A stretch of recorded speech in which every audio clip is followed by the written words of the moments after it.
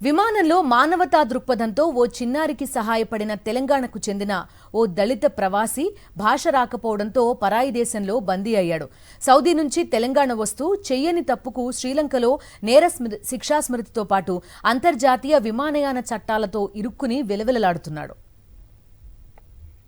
జగిత్యాల జిల్లా పొలాస గ్రామానికి చెందిన బి శంకరయ్య సౌదీలో పనిచేస్తున్నాడు.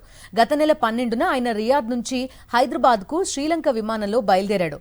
అదే విమానంలో శ్రీలంకకు చెందిన ఓ మహిళ తన 2 పిల్లలతో కొలంబో వెళ్తోంది.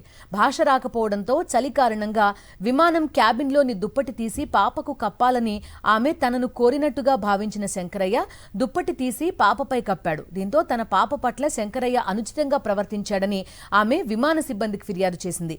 తెలుగు తప్ప ఏ ఇతర భాష తెలియకపోవడంతో శంకరయ్య తన వాదనను స్పష్టంగా వినిపించలేకపోయాడు. విమానం కొలంబోలో దిగిన వెంటనే పైలట్ ఈ విషయంపై పోలీసులకు ఫిర్యాదు చేయడంతో శంకరయ్యను శ్రీలంక పోలీసులు అదుపులోకి తీసుకున్నారు. తర్వాత కోర్టులో ప్రవేశపెట్టగా ఆయనకి బెయిల్ లభించింది. కానీ అందుకు 2 శ్రీలంక జాతీయుల పూచీకత్తు ఇవ్వాల్సింది. శ్రీలంక జాతీయులెవరూ తనకు తెలియకపోవడంతో బెయిల్ మంజూరైనప్పటికీ ఆయన బయటకు రాలేకపోతున్నాడు.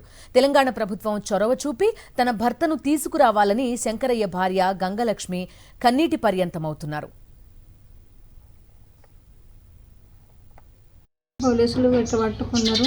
పాప మీద ఇట్లా చుల్లు వేసిన ఇక బయట పోలీస్ అయినా ఏం నేర్పిండు ఆమెకు సారీ చెప్పిండట.